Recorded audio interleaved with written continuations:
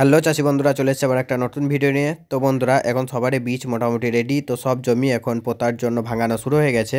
তো বন্ধুরা, এই ভাঙানোর পর জমি সেরে কোন বীজ দিলে ঘাস ফুটবে না, শ্যাওলা, শুশুনি, কেচুনি এবং মলন্ত, পটপটি, ছুঁচি সমস্ত ঘাস ফুটবে না, কি বীজ আপনারা ইউজ করবেন এবং কোন হার্বিসাইড দিলে খুব ভালো রেজাল্ট পাবেন, কদিন রাখবেন এবং জল কি রাখবেন না। তো বন্ধুরা, এই নিয়ে সমস্ত তথ্য দেবো আজকের ভিডিওতে। তো অবশ্যই ভিডিওটি না টেনে শেষ পর্যন্ত দেখতে থাকবেন এবং আমাদের চ্যানেলে নতুন হলে অবশ্যই চ্যানেলটিকে সাবস্ক্রাইব করে পাশে থাকা বেল আইকনটিকে প্রেস করে রাখবেন চাষ সংক্রান্ত বিভিন্ন ভিডিও এবং বিভিন্ন তথ্য পাওয়ার জন্য। তো বন্ধুরা, এখন সবাই কম বেশি চাষে নেমে পড়েছেন এবং সবাই কম বেশি ঘাস মারা বীজ এখন ইউজ করেন। তো আপনারা কোন ঘাসের জন্য কোন বীজ ইউজ করবেন এবং কোন টেকনিক্যালের বীজ ইউজ করবেন চলুন জেনে নেওয়া যাক।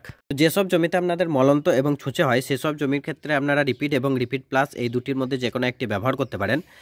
রিপিটে আপনারা পেয়ে যাবেন পেটিলা ক্লোরো 50% ইসি এবং রিপিট প্লাসে আপনারা টেকনিক্যাল পেয়ে যাবেন পেটিলা ক্লোরো 37% ইডাব্লিউ।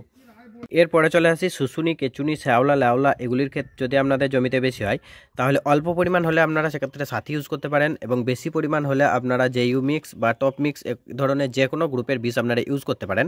টেকনিক্যালটি স্ক্রিনে লেখা আছে, আপনারা এখানে দেখতে পাবেন।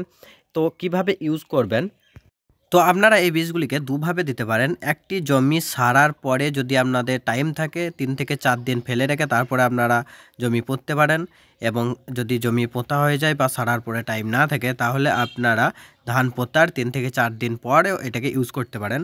তো ইউজ করার পর দুটো জিনিসের আপনারা খেয়াল রাখবেন, সেগুলি হলো 2 থেকে 3 দিন যেন জমির জলটি সঠিকভাবে থাকে এবং কোনো জায়গার মাটি যেন বেরিয়ে না থাকে, তাহলে আপনাদের ঘাস ফোটা সমস্যার কিন্তু সম্পূর্ণ সমাধান হয়ে যাবে এবং খুবই কম সংখ্যক ঘাস আপনারা জমিতে দেখতে পাবেন।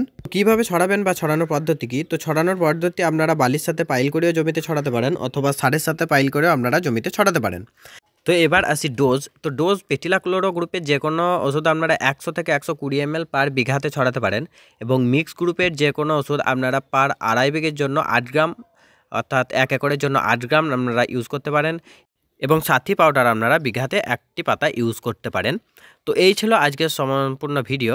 তো বন্ধুরা, ভিডিওটা ভালো লাগলে অবশ্যই চ্যানেলটিকে সাবস্ক্রাইব করে পাশে থাকা বেল আইকনটি প্রেস করে রাখবেন।